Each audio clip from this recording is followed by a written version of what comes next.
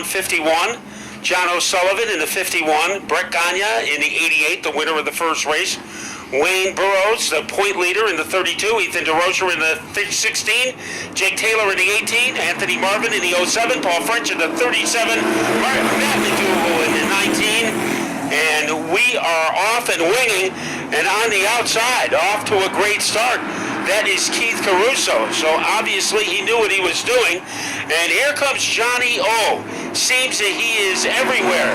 And now they gang up into turn number 4, and there are 5 cars involved.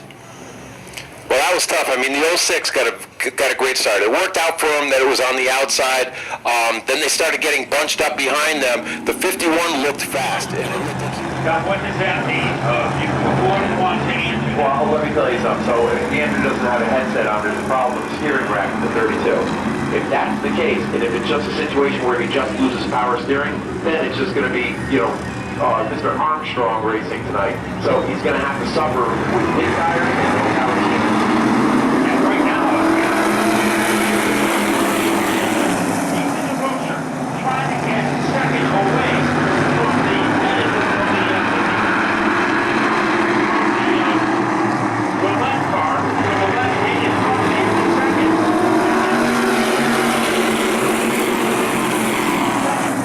Paul French having a great run. She's in the top 4.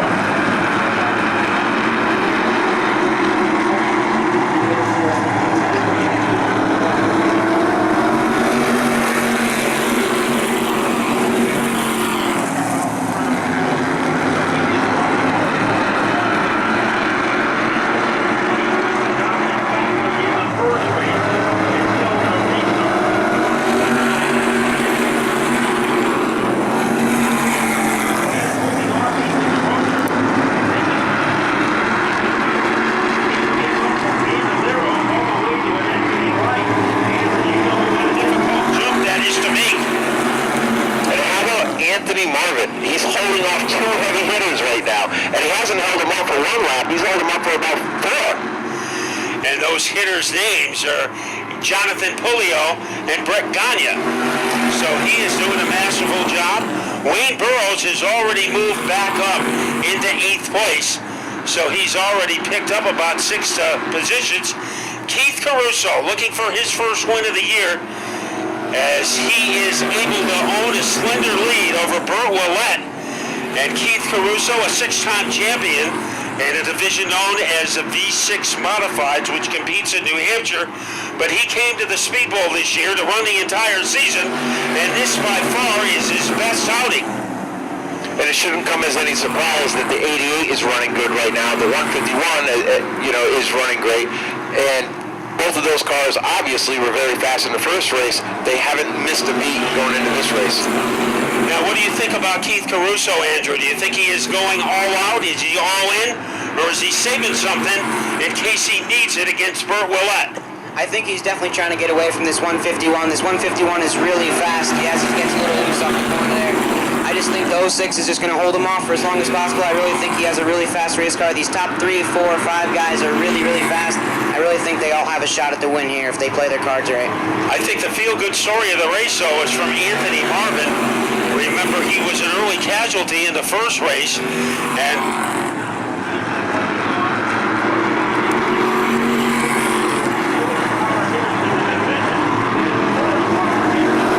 picture, Wayne Burrows, the lead, maybe a molecule for Caruso, as Willett try to make a move there.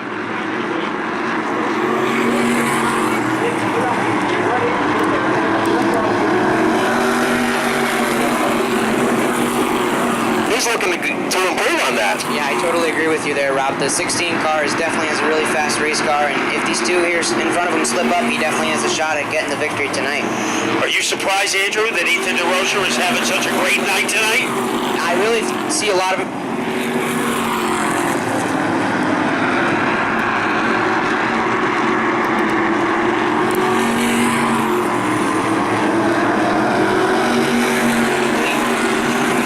to the outside. Willett making a do-or-die move against our leader, Keith Caruso. The top 3 cars could fit in.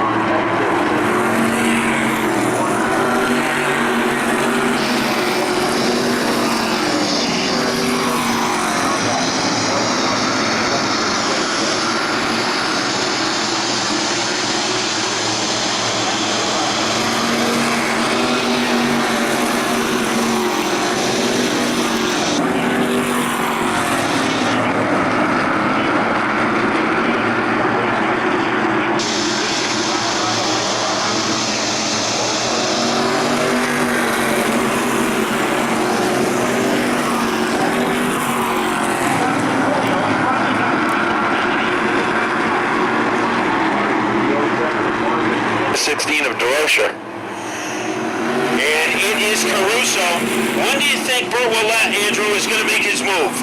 Well, he has to make his move soon. You know, we only are going to have 5 laps to go at the line here. He's really got to set him up quickly here and get by him because only 5 laps to go here, and it's not very long. So we got to make his move really quickly around this 06. And also there, poised to strike, is Ethan DeRocher. Polio has gotten by French. He is now in 4th. So remember, he started the race trailing by 6. It is still Keith Caruso. He has 2 podiums. Is in trouble as Ouellette and gets together with Ethan DeRocher.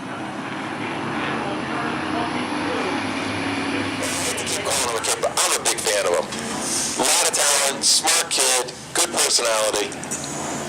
Well, you got Rob Janovic in your corner. It took me 10 years to get him to like me. So you're off to a pretty good start. I do appreciate having the Godfather as my friend, good racer, and being on my side here is pretty cool. So maybe we can get him to go down to Stafford on Sunday and see you in the Wheeling Tour, the Napa 150. Let me tell you something. I was kind of thinking that it might be worth the price of admission. To watch him run, his first Wheeling Tour mod. I'm excited for him. Yeah, I do need a Jackman, Rob. Do you think you could do that? I think I still have it in me. Cool, that's good. Now, what would you get Al Stone to do for you? Probably tire changer. I don't know. And then I'll have JP carry the tire. Wow, you have an all-star team. Oh, yeah. So what car will you be driving for in the tour race? I'll be driving the 63 Austin Pickens car in LFR. Okay, so we are just about ready to resume. And a great restart again by Caruso. He nails it as Polio did not come up to speed. And moving into second is Podium Paul French.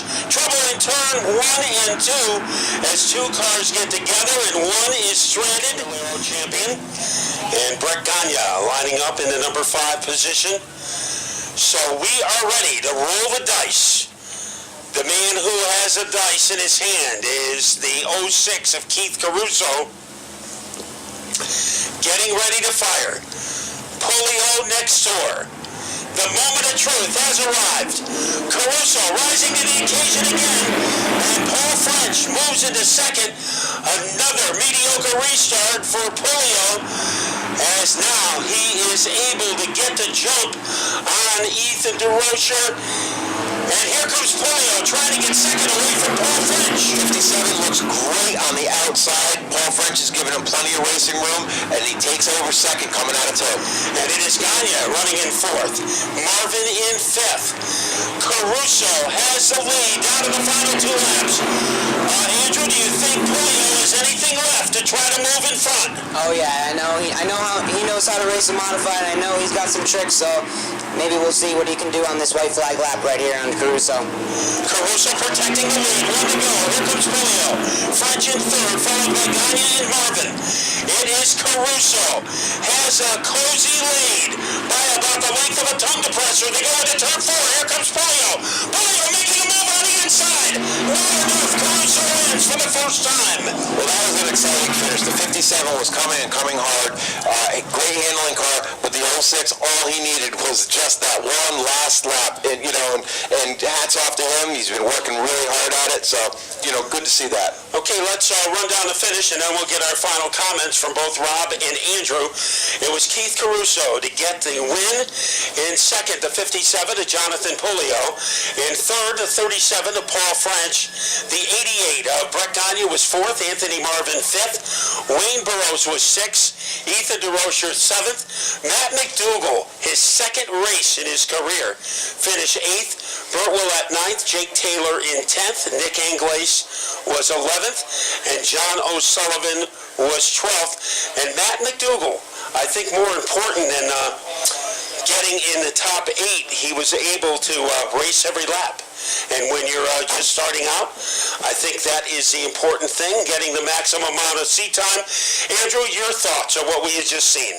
Yeah, well, us drivers, I think Rob will agree. We always say, I wish we had that one more lap, and I think Polio definitely wishes the same thing. One more lap. He came off of turn 4, and he was right on the inside of the 06. Just didn't have that oomph off the corner to just get past that 06. But one more lap, and I think it definitely would have been a really close finish for Keith in the 57. And Rob, your comments. Well, I think we saw a veteran in the 06. He did exactly what he needed to do to win that race. We almost saw some veteran tactics come out of a young JP Polio with that last lap. So we had an up-and-comer finish second to a veteran. I think that was a great race to watch. And it is Keith Caruso winning for the first time ever at the Speedbowl. To talk to our winner is Blaze Broder. Thank you, guys. And you guys were talking a lot about Mario Fats Caruso. His grandfather drove for my father for 2 years back in the early mid-60s. And congratulations to you, Keith. Yeah, thanks a lot. First off, I want to thank the staff here at Waterford Speedbowl. Awesome. They kept it open, and I'm very proud of that. You know, first win, it was like the hardest one to get. I had Julio behind me, and I knew he was going to be a tough one, and Paul French behind him, and I'm like, oh boy, this is going to be a tough. Thank you.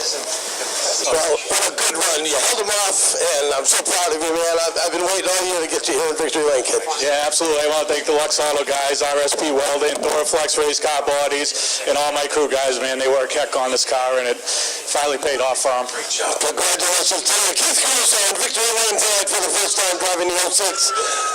Fantastic run. Good job, guys, the whole team. Anthony, I guess a couple more laps, you were pretty strong there towards the end, buddy. You might have had a little something for that 06. Yeah, that 06, he's kind of been right on the door knocking. You know, he's been fast all year long, and you know, we had a few good battles, and I took one from him on the 4th, and he got it from me this time. He did what he had to do to win that race, and whatever, I'll take it for sure. Congrats to his whole team, and I just want to thank my team. You know, they kept me in check. They got my car back together. All that stuff happened, you know, in the first race. We probably would have won that one, but what are you gonna do? You know, I really want to thank Mr. Rooter Plumbing, Big A Auto, Fox and Park, Gary Bar, Keith Rocco, Tick Mike, Centaur Development, Ocon, Honest John's, Hamilton Market, Race Dog, Racing with Jesus, RB Designs, White Out Communications, TA, and I just want to thank, you know, my Nunu. He's been having kind of a tough week, and the only reason why I race is really for him, and I just really wish he was here with me right now. All right, Anthony Pulio here in Victory Lane, finishing second tonight. And Mr. French, what a run, buddy. Yeah, you know, it's been a while since we've been up here. We haven't been running full-time in quite a while, but it's good to run with these guys, especially Jonathan. I know he's tough to beat. That last restart, we had something for the 06, but you know what? Those guys ran hard. They ran good all night. I'll take it. I got to thank Rad Auto Machine for the awesome power. Troyer Chassis, there's not a better manufacturer in the world. Gino from RH2. You know, my wife, my crew, my son, that's my crew chief, he's been doing all the setups on this thing. And let me tell you what, I think he's going to be better than me in a few years as far as setups. And maybe next year he'll do a little bit of driving. All right, well, we're right here. Paul French finishing third tonight. Congratulations. Good job. So that is the way it ends today.